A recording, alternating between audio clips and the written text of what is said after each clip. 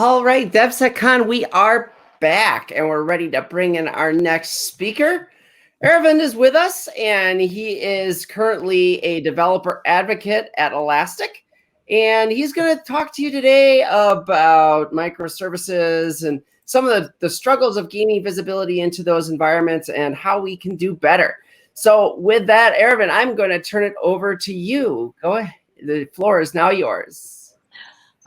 Thank you, Elisa, and thanks DevSecCon 24 organizers in helping putting this together. It's been a great experience throughout, and I look forward to enjoy the other talks as well. So that being said, and welcome to the session today. So good morning, good afternoon, good evening, or for people who are joining from different parts of the world. And I hope you have a great day. Today, we're going to look about building an observable infrastructure and code. So specifically talking about how would you bring up a cloud platform where you're running something like a microservice app, and then like collect logs, metrics, and traces, all from a practitioner perspective and also from a developer perspective. So initially, what we'll do is we'll quickly create a Elastic Stack cluster. I'll explain because this is just to save that time, so that we have enough time to talk about all of these things. Yeah, I'm trying to deploy it in the place where I live in mostly, and then kind of click create deploy. That's it. And also, we're gonna do all things on GKE, Google Kubernetes Engine. So I already have a script so that I don't mistype and we don't spend time debugging things. So I already have a cloud shell here, which is like a Google CLI shell. I'll just create a demo cluster, and again let the time take it, and we can come back, and when we are up for demo, we'll start with a simple thing.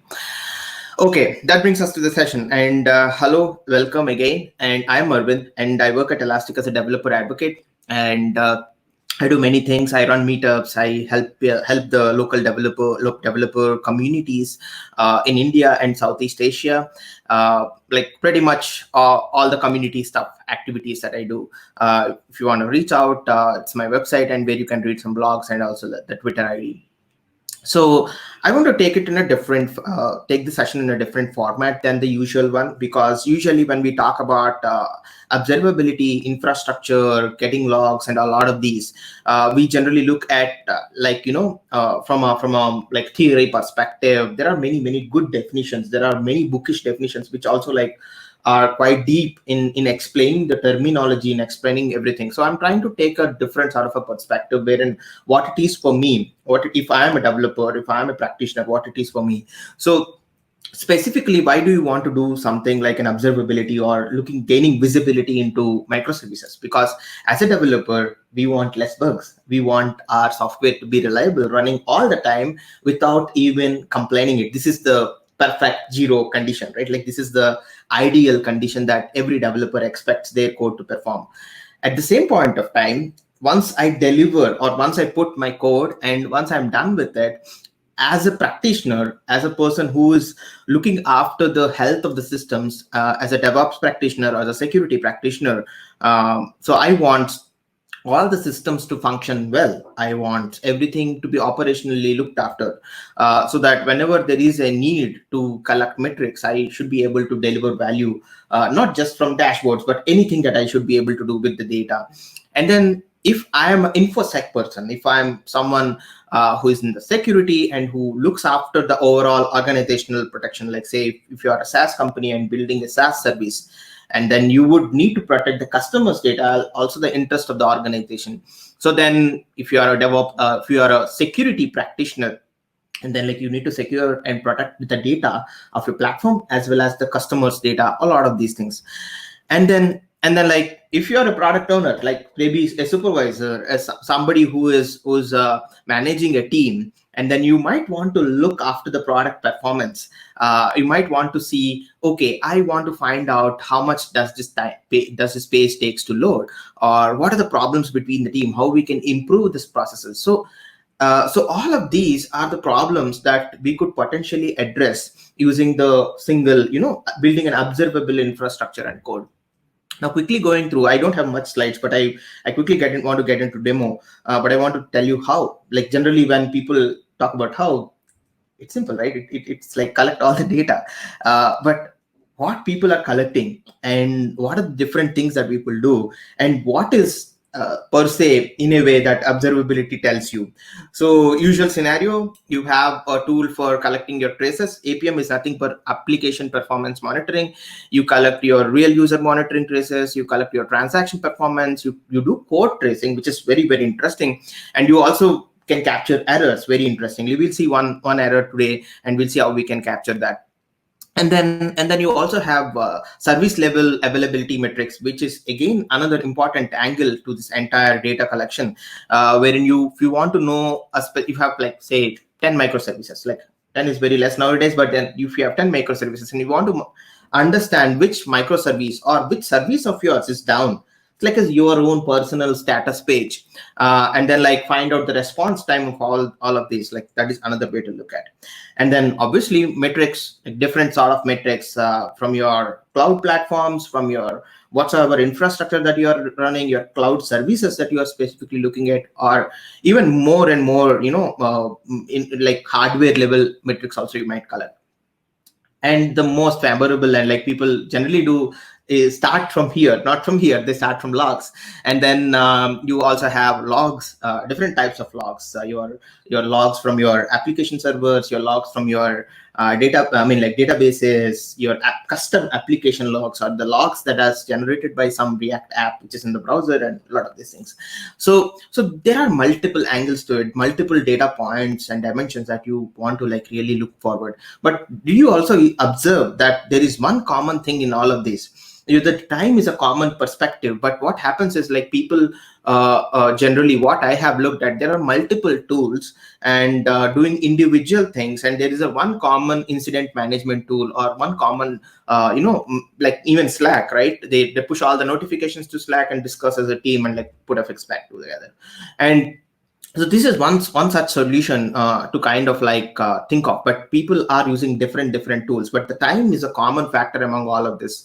You have the time, which is that's why it's also called as time series data. You have timestamp in each one of this data, and then which can be correlatable. So what do we have here? Like how do we do that? So specifically, if you unify all of this data into one platform, and then the ability to look at your system and query at any point of time and understand the internal status of the system, like the system as a whole, is nothing, or like the unification of all these things is nothing but observability. So observability is like, if I have to put it in very simple manner, your logs, metrics, traces, all your operational data structured in a proper format. Like, of course, there is a format. I'll also mention why format is very important here.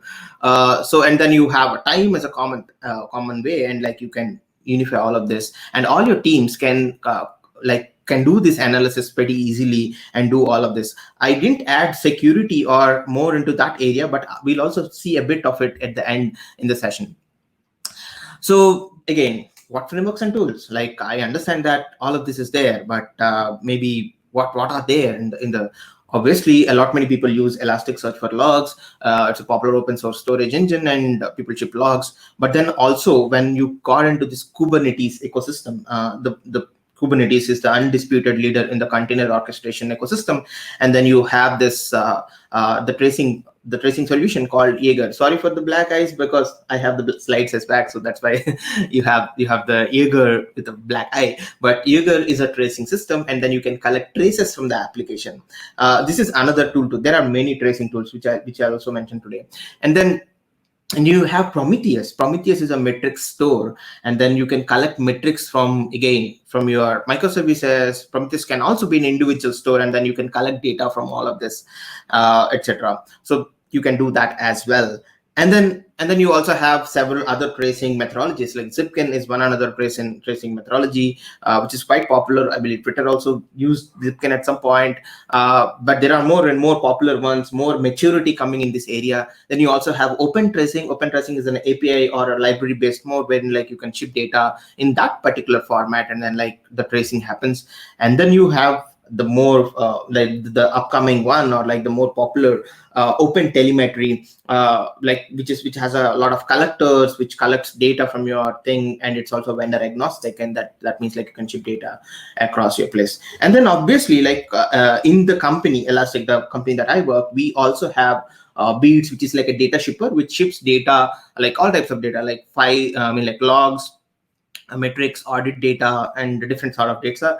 Beats is a lightweight data shipper. Then we have our own APM agents, like it's another open source project, and then through which you can also collect application traces. The cool thing here is like you could also stream all the data to APM server, and it can still understand all of this, and like it can stream back to Elasticsearch. Even if open telemetry, you can do that. So, but then, right, when we think of putting all the data in one single place, or when we try to collate all the data, each trace or each framing or each algorithm, what it does is it ships and stores data in a different schema. Obviously, right, everyone has their own structure. It's not like all the projects are working together. They have their own good way of solving the problems, right? So how do you solve that particular problem? Even as a company, and when we have several open source projects, and using different techniques to solve the unique problems to that particular domains. For example, we have a search project, where is the PDFs or files or different sort of data, non-time series data is ingested into the search product, and it ships data to Elasticsearch in a different format, the same JSON, but it's shipped in a different format. Then you also have Beats, which ships a wide variety of data. You have 7 beats, I believe: file beat, audit beat, metric beat, function beat, each beat for a different use case, packet beat. So that collects the data and like pushes into a different format. And then you also have APM traces, which I just mentioned. And then you also have the security product, like wherein a SIEM, wherein it collects data from the endpoints. So all of this is not being shipped in a common data earlier, like to Elasticsearch, but we actually came up with something that could help as a company, as well as a community. So Elastic Common Schema is a schema that we have developed over a period of time, and then it's also on GitHub. You can raise feedback. So what it specifically does is like it's a correlatable common schema that can unify data coming from different systems, whatsoever this different system it is. It's like a large table of things that everything is mapped to a proper data type, so that whenever you take a data from your applications and you want to do a security analysis on top of it, like understanding, say, okay, I got a post request, but there is no user agent, or there is something really wrong, and I want to unify. I want to check align with the audit data of my application, overlay one-on-one, and see whether the IPs are matching, or whether the ports are similar. Like I want to understand at the same point of time whether these two things are matching or not. So probably you might have a custom thing, like the Cisco routers, or probably say some other Palo Alto network. You might have a custom implemented a specific vendor related solution. So, but all of them, the data coming from that, using ECS implemented loggers or libraries, you can simply take advantage of it and unify that data in the same structure. So I'll also explain how it can be. I mean, like this is very easy to understand, but all of the data that we aim to ship, all of the data that we have, the products that we have, like the beats, traces, will ship in the ECS format. There are a couple of partners wherein, like Cisco and Palo Alto, which has a lot of infrastructure. They also made changes so that like they could ship the data in a specific format if customers or users required. So, for example, if you are looking at, like the cloud platform or your on-prem data center, until you use Beats, or like say, suppose even Prometheus to store the metrics, but you can use a Beats metric modules. It will ship data in an ECS format to Elasticsearch. At the same time, either one of them, you use all of these tracing methodologies, to trace your application, and then it can still ship data in the ECS format. I think like probably this is wrong because it doesn't ship out of the box like the ECS, but it ships here in the ECS format because APM is a server that we manage. So in throughout, you can correlate and you can unify the data, overlay on one-on-one. So that is one another thing to look at here. So I'll quickly get into the demo because I have an interesting demo to show something.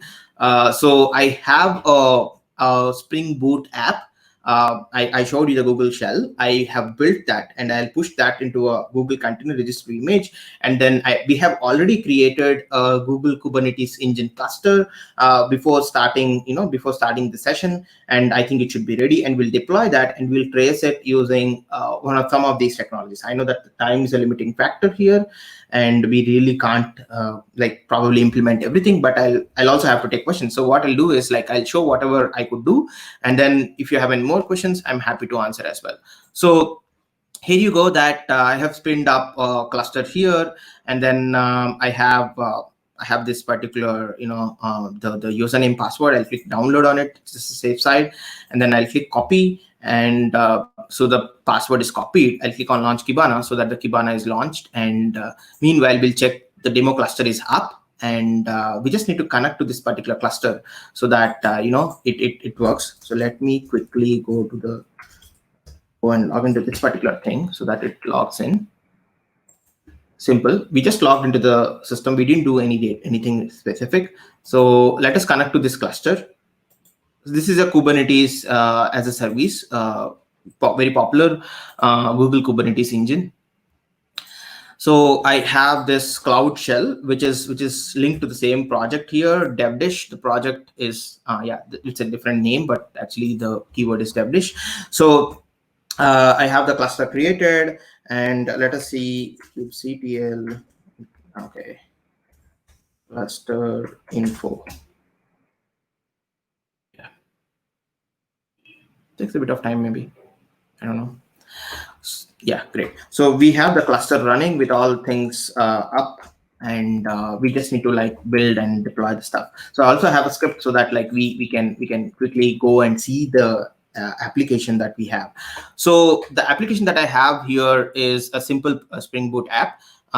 It has a one single class, application.java, and then I have an agent running here. This is interesting. So what we have here is a programmatic attach to the application from an APM agent. So what happens here is, if you go back to my slides, you will see that I have spoken about okay, the applications running in this cloud can ship the data to the traces. Now, even if you don't use these, you can simply ship the data to the tracing platforms, and then it can ship data to Elasticsearch, through which you can use it. You can use Kibana to look into it. So I'll simply kind of show you how this works out.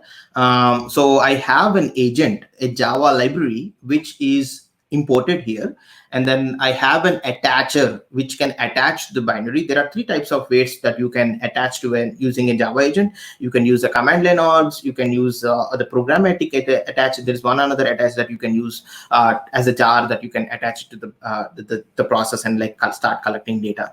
So we put this particular library here, but we also have to give where it needs to ship the traces to, right? So we'll need to look at the there is a way that you need to do is the agent automatically looks at elastic apm.properties, a file that you create, which tells about the service name, the application packages that you want to trace, and then the server URL, and then the secret token. So I already have something here, a demo, a backup environment, but I want to literally create or look for something and this password is only shown once. If you move away, you'll not be able to do it again, or you need to reset it. So that's why I have copied it. So let me quickly go back and copy the APM server. So if you go here, there are three things already deployed, and I have an APM server. I have a secret token for it, so to ship the data. So I'll quickly copy this one.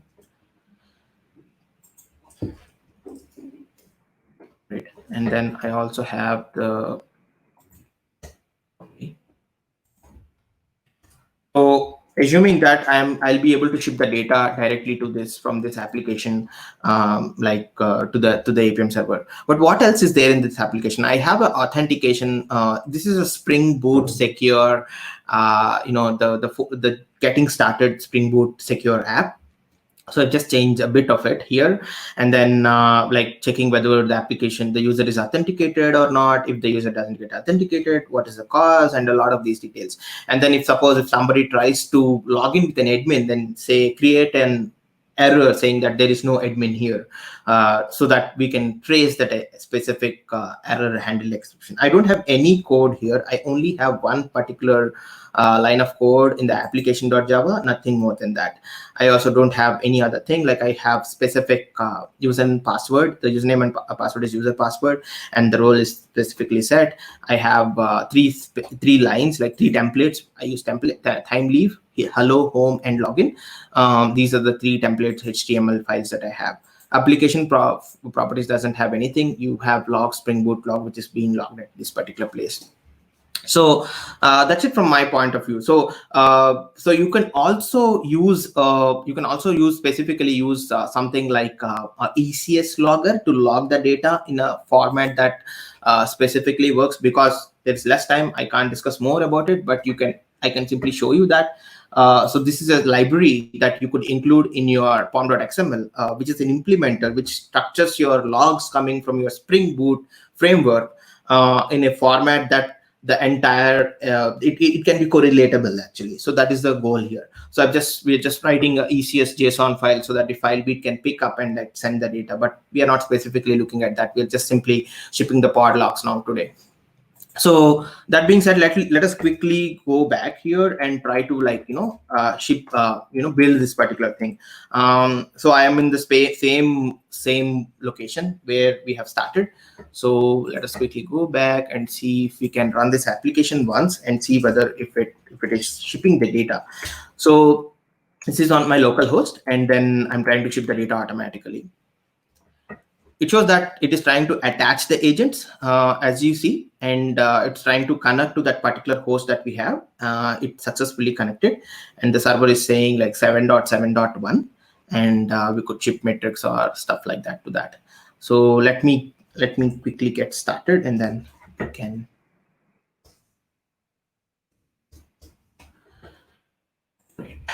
So you could see that.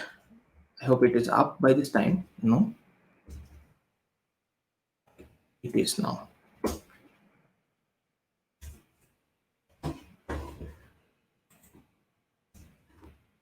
Okay, it is not started. Yeah, it has started now. Great. You see a welcome. You see a welcome greeting, and it's very small. I'm sorry, but let me increase that. It's very simple. Then you have click here to see greeting, and then you have user password as a password, and then when we log in, it logs in. It generates the logs accordingly, and I have logged a specific thing, but you can also see sign out, and then I do admin, which is a place where we generate the error. You see the error being generated in this context here, understanding what's wrong with the specific stuff. Now this is great. I feel that the data is being shipped here and it's already there. Now quickly go back to the Kibana to see whether it simply works or not, whether it is being shipped from the local instance itself or not. So I've clicked on the APM app. I didn't show you. I can show you in a minute. So specifically, yeah, you see the service name that we have given in the properties file, which shown up here. You see the agent that is being shipped here, and then you also see the JVM that is running this particular thing, my MacBook. And the CPU average, we'll not get into that, but we see that the data is coming and like the data is being done, and a lot of these things are being done. So let us quickly package this, and then we kind of like ship it to the cloud, and then install in the cloud and do all that, collect all the metrics and traces everything from that place. So let me simply quickly package this one.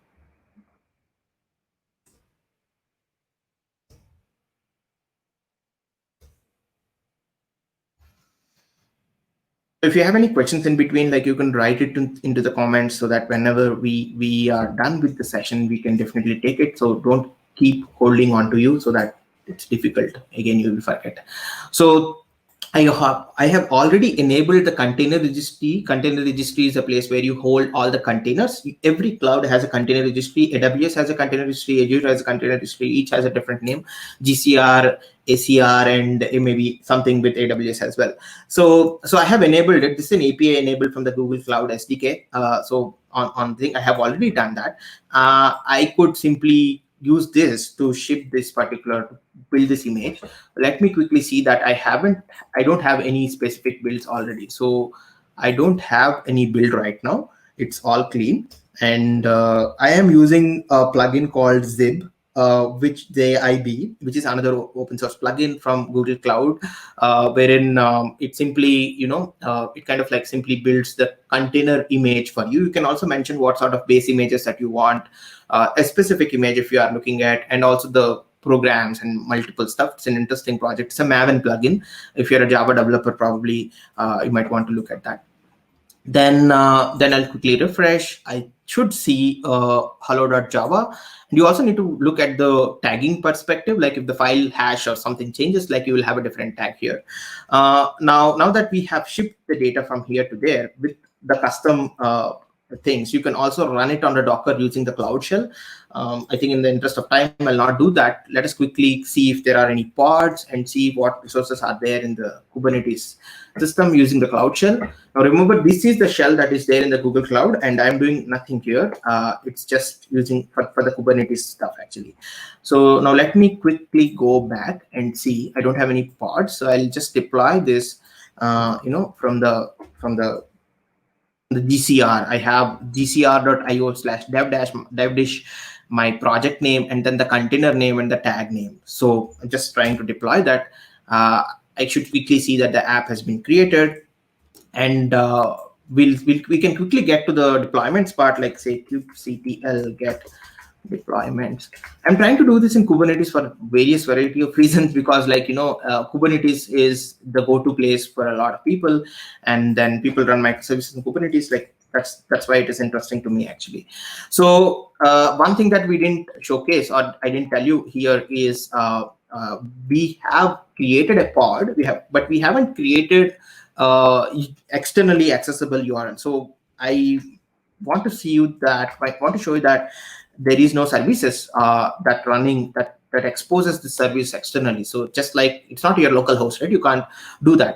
I either need to do port forwarding and access through this particular machine, but we want to give an external IP. So I'll quickly click on the load balancer part, and then it creates the service, and we will get an external IP here in a minute, because it takes time to get an IP that from an available pool.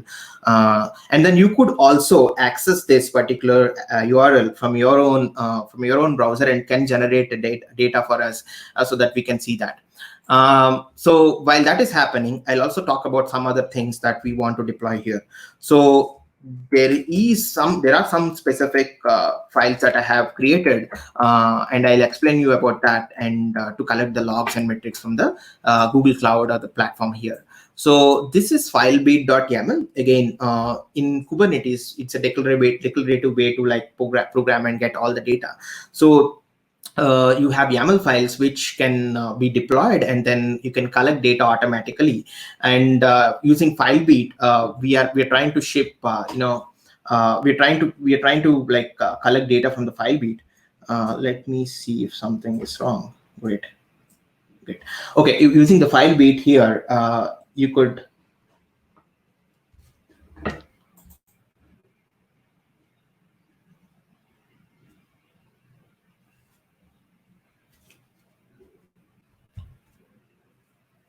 Okay, I think I had some problem here in between.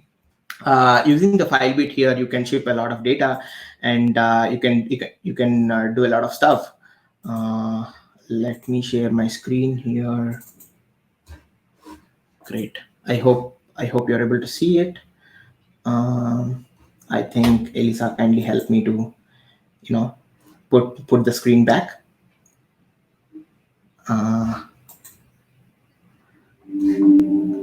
Okay, that's great. Thank you. So there's a blip here, and then I'm trying to push the FileBeat Docker container here, and then I have the logs and stuff enabled here, and then I also have the metric beat, which does the same specific thing. But where does this ship data, collecting the data? How does it get deployed? It gets deployed as a daemon set. It is not forking into every container of yours running on Kubernetes. What it specifically does is it gets the FileBeat is running as a daemon set, like a container, just like any other pod. but the logs coming from your own container, your own namespace is getting mounted onto the file beat, and then that is where we pick up logs and push it to other place in a structured format. Again, file beat ships data in a ECS format.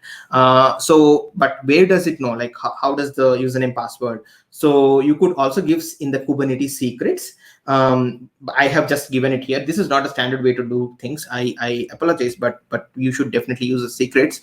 But in the interest of time and everything, so I just use the cloud ID, which is there here, which is an identity for the cluster that you have, and then you also have we also have the password that we have created, like Elastic and this thing. Again, it is a good practice to use a faceless or the ID that is not used by any user. You can do that using RBAC in the cloud. You can define permissions. You can see what is that user. You can also assign roles to that specific role. So I have that specific thing here. Now let us quickly see whether I would get the IP or not, and see if we can access this particular thing. I have got an external IP. Let me see if I could access that. I know we are very near, but also we are very near to the showing everything. So I have this accessible. If you want to access that, you can also see the IP and use it. So let me bring that here and see the data is coming through. So now that the application is started, we should see another JVM as well. So it shows last 24 hours. Let us apply the last 15 hours and see if it shows me anything different. So I'm trying to show, yeah, okay. Now you got a different container, you got a different traces, and more metrics around that. Let us pause for a while, and we also see that whether the error is occurring or not. So we don't, obviously this is an error that is generated from my laptop. See, let us see if we could generate an error in the last 2 minutes or so. So there's no error as of now. So we'll see if we can capture errors, and then we can see whether the related logs into that particular place as well. So I think it should showcase the error now, because we are trying to look at this particular thing. Okay, it takes a while and it tries to connect to that particular system. Yeah, just see the application. You can also see the occurrences, that how many times this error is happening, and you can see the traces, etc. But this is not what we want to do. We want to correlate the data. We want to see, okay, this error has occurred, where it has occurred, how it has occurred, what are the metadata that you have. You can look at the metadata here, but that's not it again. We just want to see whether the logs are appropriate, or whether we are able to see specific trace, etc. So if you see that it is showing the API that it is queried to pull this data. See, I'm trying to do a login, internal server error, the error that I've logged in, and then it's also showing multiple actions here. Like, see, I could correlate the pod logs, metrics, container logs, and multiple stuff. Let me quickly click on the pod log, so that like we'll go to the logs and we'll see what is there before and after. What did the user do, or do we have anything specific? There is no logs. How come? So because we didn't deploy the beats here. So let us quickly deploy the beats. This is the last part of the session, and I'm going to deploy some of this, like wherein you have, I have already cloned a specific stuff. So cube-shaped metrics is another open source project through which you will be able to like kind of collect metrics. And then I also have Kubernetes. So I'm just deploying all of these files, and I'll share this so that you will also be able to do some of this. So it's running, and I'm going to create a file beat YAML. I'm going to create a metric beat YAML, so that we'll collect traces, we collect everything. It takes a while, and we can see while taking questions as well. So now the app is deployed, and now everything is running. App is deployed, everything is running. We are collecting traces, we are collecting logs, we are collecting metrics, and all into a central platform that is correlatable. So the file should be here any point of time, and you should be able to see the data. But then it's also important that you need to like keep accessing this application, otherwise the logs will not be generated. It also traces the old logs. But then like let us see if we can see at the end of the session. Now, quickly coming back to the demo that we have. So I have few links here. I have put up a Notion page so that you can go and access and see what I have demoed here and where I have all the details. I should definitely go and check out some of this. Like I have put up a guide, some videos, and also blogs to collect data from different platforms, etc. You can go and look at that. And then we also have a community platform through which we run similar sort of sessions. So you can join there. So that's it from my side. And then I think because we are near time, I think we should take questions. Yeah, so we've got at least one question in there, just a quick question asking where the Elastic service is running. The Elastic service is running in I have created a cluster in a Google Cloud platform in Mumbai. In the first step that I have created, probably it has went in a jiffy, but then it is running in the region, in the Mumbai region. Yes. Okay. It's running on a cloud. All right. If there's any other questions for the folks out there, be sure you get those into the chat here quickly. Otherwise, I think we will. Doesn't look like we're getting any additional questions, so I think we'll go ahead and wrap things up. But Aravind, please, definitely appreciate it. Thank you very much for a wonderful presentation. I hope everybody else learned as much as I did from that one. So thank you again. Yeah, thank you so much. Yeah, I mean, I'm trying to show something here, but anyway, that's great. I think if you specifically want to look at the logs, metrics, or whatever we are looking at, I have a specific guide published related to it, and probably you could go and look at it. So I'm just trying to show, because we have time, see if we can show the logs, because by this time probably it should open up automatically. And you could also look at the infrastructure view. No, it has not come up yet. Okay. Yeah, come up. Here's one follow-up question. Do you need a persistent volume for this as well? Which one? Do you need a persistent volume for this as well?